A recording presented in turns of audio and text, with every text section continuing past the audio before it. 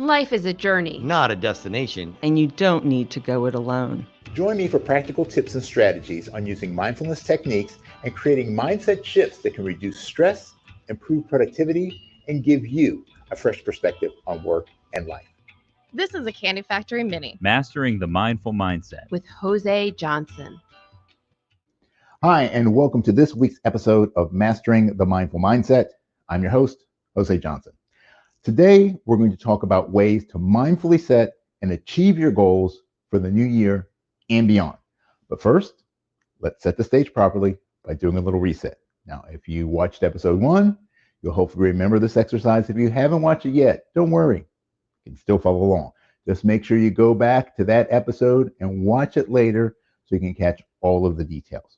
So, either sitting or standing, put one hand just below your belly button and the other on the small of your back, and imagine your abdomen's like a big balloon, and we're just going to take a nice deep breath in, filling the belly.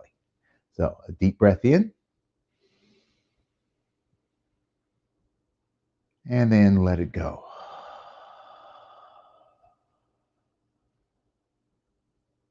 Again, a nice deep breath in.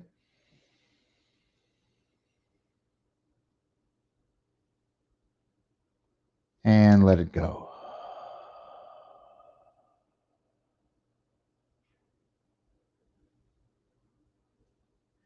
And one more nice deep breath in.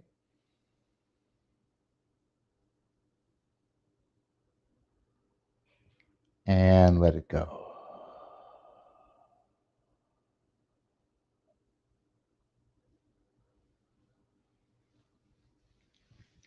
All right. Hopefully that little reset has allowed you to clear your mind and to get you in the right state of mind for our time together today. Hey, it's that time of year again. The time when people start thinking about making those New Year's resolutions. And if you're like most people, making those resolutions is going to be a complete waste of time. Now, let me explain why I said that. According to research by the University of Scranton, 92% of people who set New Year's goals never achieve them. And 80% have given up by the beginning of February. So if there's only an 8% chance of succeeding, why bother to set goals? Well, there is a payoff, but only if you do it the right way. For example, just writing down your goals increases your odds of success by 33%. So the issue is not that setting goals is a bad thing. The problem is that if you don't have the right processes in place, you will more than likely end up in the same situation but with more frustration. So let me share a slightly different approach that you can use to set goals that can create change in your life that you may not have considered before. And it's based on the old 5 whys and an H process: who, what, where, when, why, and how. Typically, when we set goals, we think about the outcome or the result that we want, the thing, the what. But the reality is that most of us are not so much looking for the thing, it's the way that thing will make us feel. So, for example, if it's a weight loss goal, like losing 20 pounds, the reason we set that goal has less to do with the number on the scale and everything to do with the way that we feel about ourselves as a result of losing that weight.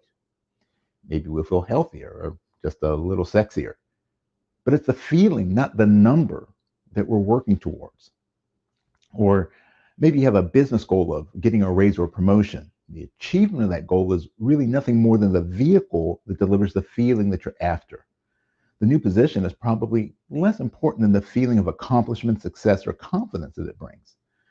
The increase in revenue is certainly nice, but perhaps more important is that it provides you a sense of security or relieves stress and anxiety related to your current financial pressures. So instead of setting goals based on what you want to accomplish, start with the how. Now, I don't mean how you're going to go about doing these things.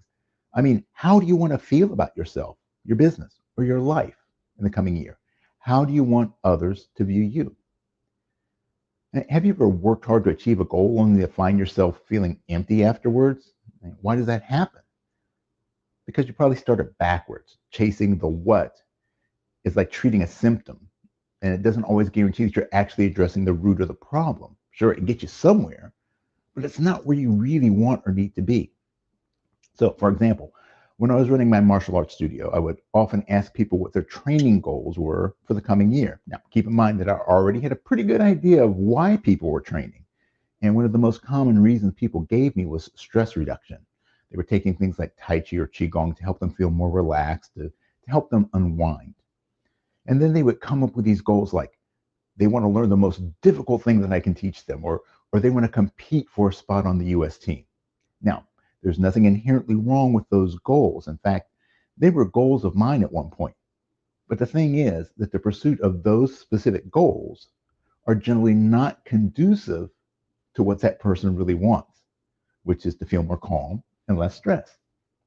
So even if they achieved the goals, they would not have felt satisfied because the what didn't make them feel how they wanted to feel.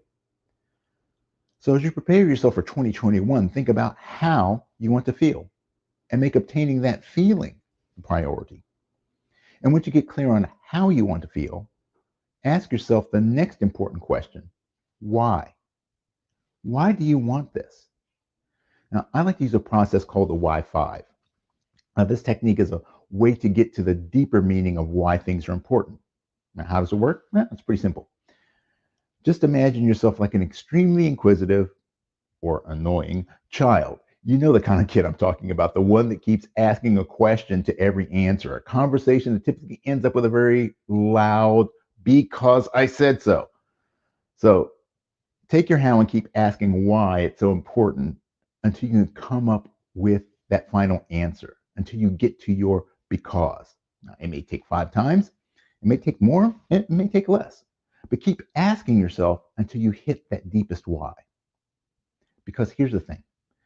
Our first response is usually very superficial. It's the answer that we think we should give, but it's not the deeper truth. Your why is the fuel that keeps you going when your motivation runs out. The deeper and stronger the why, the more crucial the goal is to you, well, that's what's going to help you to cross the finish line.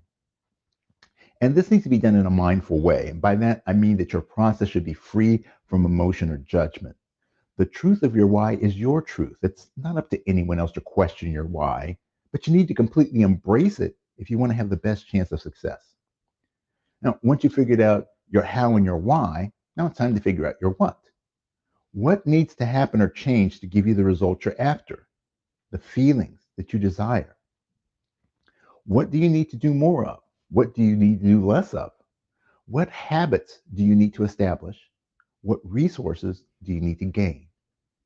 Now, this could be something that you would typically think of as a goal, like you need to lose 20 pounds by June, or you need to increase your sales by $20,000 a month. But while they're part of the goal, they're not the focal point. They're support for your how and your why. So how do you get clear on your what's? The same way that you get clear on your whys. You keep asking yourself the question of what. I like to start out with the biggest what. So let's use one of the most typical goals, which is weight loss.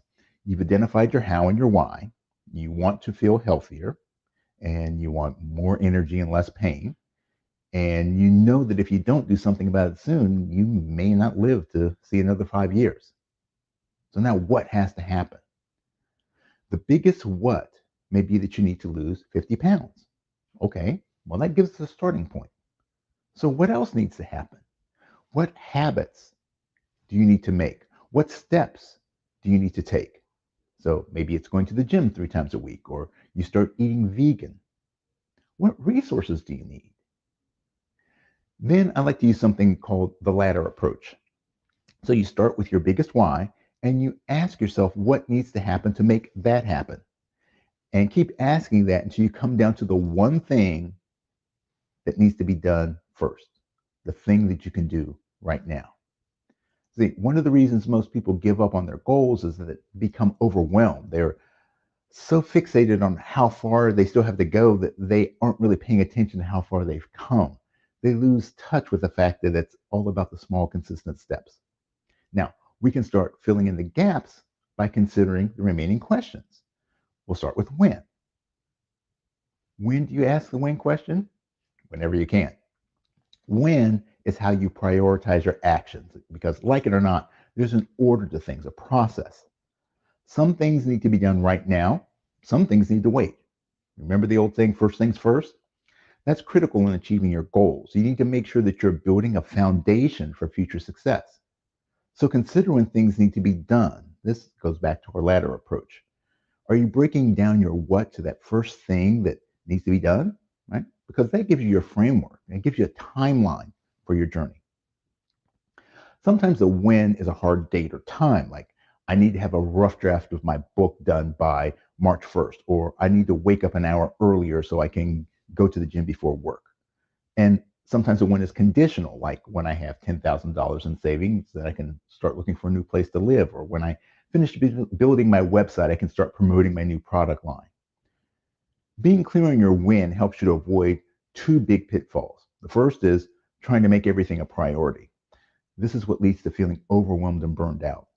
The second is putting the cart before the horse, or as my wife says in Romania, buying the shoes before you have a horse. It's spending your time and energy on things before you need to, at the expense of things that you need to spend your time and attention on right now. This is basically a form of procrastination. Now, the next question is who? Now, for the most part, you is the who. You're the one that's ultimately responsible for achieving your goals, but sometimes you need partners in your process.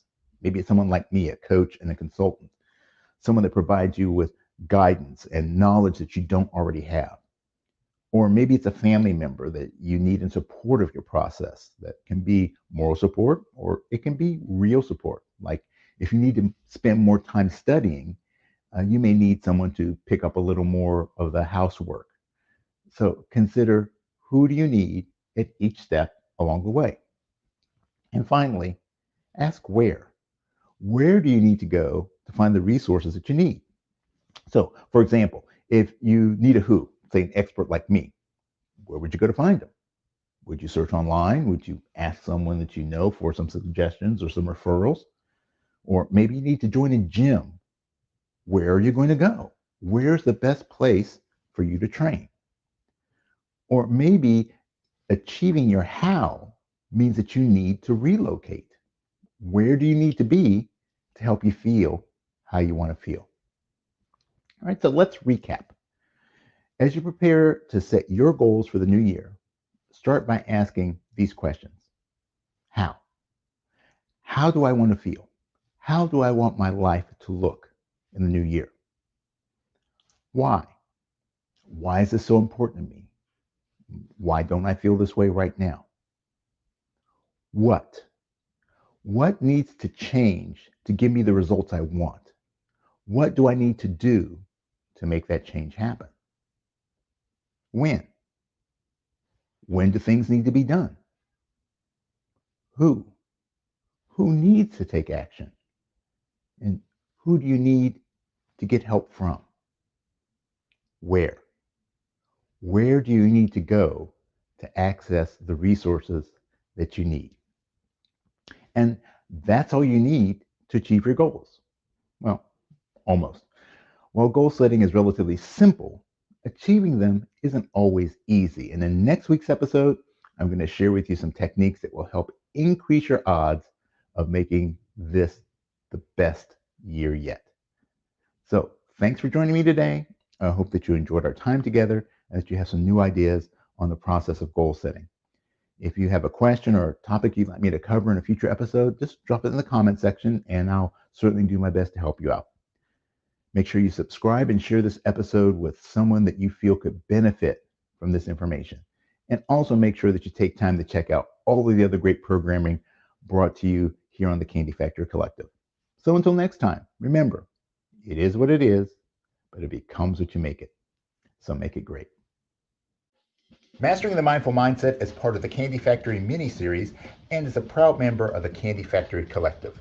You can find the show streaming on YouTube, Facebook, Twitch, LinkedIn, and you can subscribe to the audio version anywhere you get your podcast. Jose Johnson has traveled the world competing and teaching martial arts. He's an entrepreneur, musician, author, and speaker. Check out Jose's other podcast, The Trumpet Gurus Hang. And learn more about his book, mindfulness secrets at his website, josejohnson.com. Mastering the Mindful Mindset is produced by the Candy Factory Collective. at the Candy Factory Co-working Campus in Lancaster, PA. Our music was written and recorded by Jose. Production support by Anna Tran. Administrative support by Ann Kirby, Ariana Henderson. Krisha Martzel, Jason Mundock, and Robert Diggs. Notes and links can be found at the show post at our website, CandyFactoryCollective.com. Candy Factory. Collective.